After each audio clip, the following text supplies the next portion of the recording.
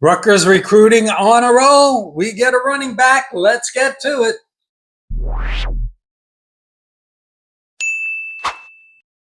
Okay, so Rutgers football continues to have success recruiting. Coach Shiano and staff getting it done as we add a running back from Martin Luther King in Detroit, three-star running back.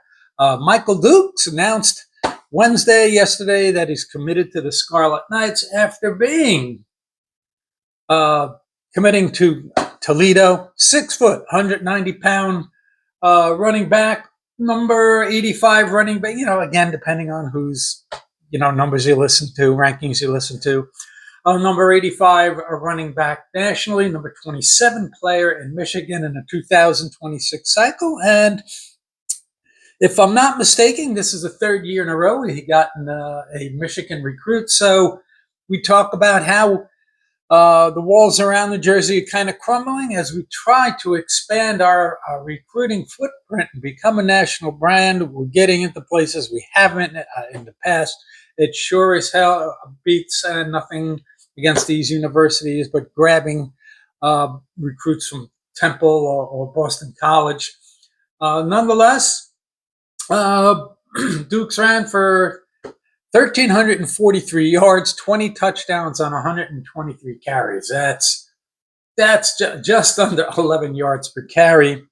And the thing about this, and it's becoming very apparent as we're having success recruiting, we're just not building. So we've talked a million times about not having depth over the past several years, particularly before Greg Schiano too. And we didn't have the offensive line for sure, and that was the biggest thing to be able to build depth at. And we didn't have the quarterback room, wide receivers. Right now, we're not only just getting quality starters or potential quality starters, we're getting quality depth. We are literally getting guys deep in a rotation that are all three-star players. So I think that's as important as anything else when it comes to recruiting rankings, yada, yada, yada. We are building depth and quality quality starters, hopefully, if things turn out for these guys. Watched a little bit of film on them, and what struck me about him, now he's a little taller as running back is 6'1", 190 pounds, 195 pounds. So he runs upright like a taller running back might. And this is who he reminds me of. And there's going to be some OGs who remember this guy and probably think I'm a little crazy. But Eric Dickerson. Eric Dickerson had that upright running style. I'll get to more of that in a second. Right now, I think he would, other than Sam, who I think is 6 foot tall, or maybe 6'1", 225 or bigger back. Michael would be the tallest running back on the team. If he's 6'1" now, he might grow another half inch or an inch. So, again, depending on who's recruiting rankings you listen to, we were in the low 20s. Then we popped to number 14, and now this gives us, at least according to 247, gets us inside the top 10 at number 9. We're going to have some more opportunities. We're holding, having some more visits this coming weekend, I believe. Demir Shura was Duke's main recruiter, so Demir again doing a great job, and we apparently targeted him after Jalen McGill recommitted early on in the cycle. And so Michael is our 18th commit for this class, and when you get off to that good start, your rankings are going to be a little higher. Then you come back to the pack a little bit. We'll see what happens with that. Quote from Michael: "I feel like they are a good developing school, and the coaching staff, I can tell they care a lot." Once again, relating to recruits, whether you're other recruits or coaches, always super important. they produced Isaiah Pacheco, and they beat Michigan State a couple times. That we did. And, it doesn't necessarily, I've seen stuff with it. Well, it fills a need, but we're pretty deep at running back. But it does help when you lose someone like Kyle Monangai. That workhorse, we talked about the size of running backs, and he was that prototypical 5'9" 210-pound guy that was going to run through arm tackles and be able to break out from the pack, grind it out. But he's going to have to compete for some playing time, which brings up a good problem to have with this quality depth. Are you going to have enough minutes for everybody? And what's going to happen down the road if they decide to, in the new world of player movement, decide to transfer out? Nonetheless, we're breaking into SEC territory. Now we're breaking into the Midwest. But as we recruit quality players nationally in the backyards of traditional powers, there's going to be some competition at running back. He's going to join Michael's going to join Antoine Raymond, Terrell Mitchell, Jay Sean, C.J. Campbell, Sam Brown. We'll see what happens with Sam Edgar, Jordan Kinsler, Jordan Schmeichel. So a lot of bodies, but this is a good thing. It's a good problem to have. And you know what? We're going to need a lot of quality players because, we all know that this year the schedule flips.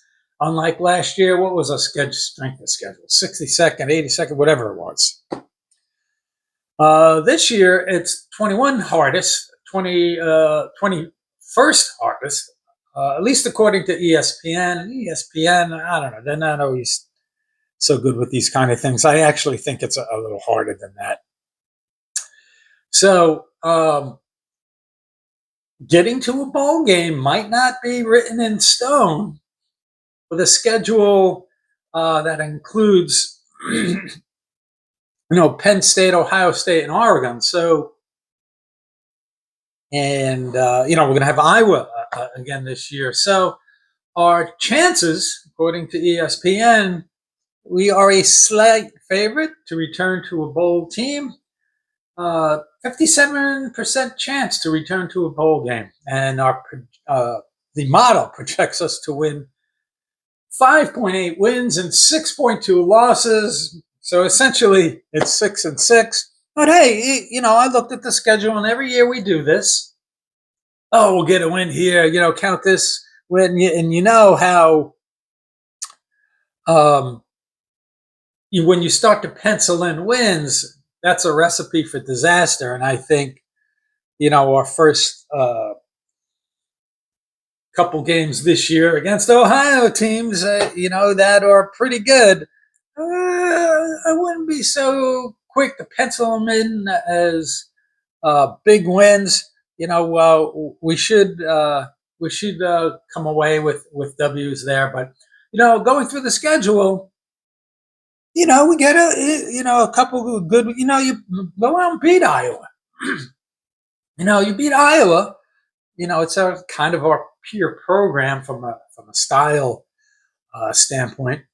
You have a pretty good shot to be 7-5, even 8-4. I looked at the schedule and without the scarlet colored glasses, I'm like, if we execute, there's no reason why we couldn't achieve 8-4, which would be improvement against a tough schedule in the Big Ten. And if we can stay healthy, which is always the case with us, need to stay healthy, and especially at the quarterback position, we have some pretty good chances. So, we are becoming, I posted a video yesterday, a little bit tongue-in-cheek, but not really. All of a sudden, we went from having a poor tight end room. That was three pretty good guys at there. So are we becoming running back you? we're gonna have do we have 5 star? I was gonna say 4 or 5 star recruit, but I think Sam was a 4 star recruit. Maybe some had him as a high 3, but the depth in our running back room is pretty impressive. So happy with that. Happy that we are roster building and getting quality players with quality backups. Hopefully, we can keep these guys in the fold. Everybody gets some touches. And, getting back to Michael Dukes and the way he reminds me of Eric Dickerson, it's not crazy. Now, actually, Michael's a little bit more shifty, literally can, cut a little more quickly. Eric Dickerson was more of a straight up kind of runner, a taller runner. I think he's probably an inch or so taller. But he wasn't as shifty. His ability to cut and accelerate very quickly. Michael Dukes has a little bit of that. So the first plays that I watched of him, I'm like, that's Eric Dickerson. Only not as stiff in the hips. Eric Dickerson was fast. If he got through the hole, he was gone. But the other thing about Michael Dukes is that, he hits the hole quickly. And once he gets through there, he gets through there. So not sure what his 40 time is. I think I tried to find some speed stats on him and couldn't. But nonetheless, congratulations. Another good get. We flip a guy. Michael Dukes out of Michigan, running back, 6 foot, 190 pounds. Everybody enjoy the rest of your week. And we'll see you the next time.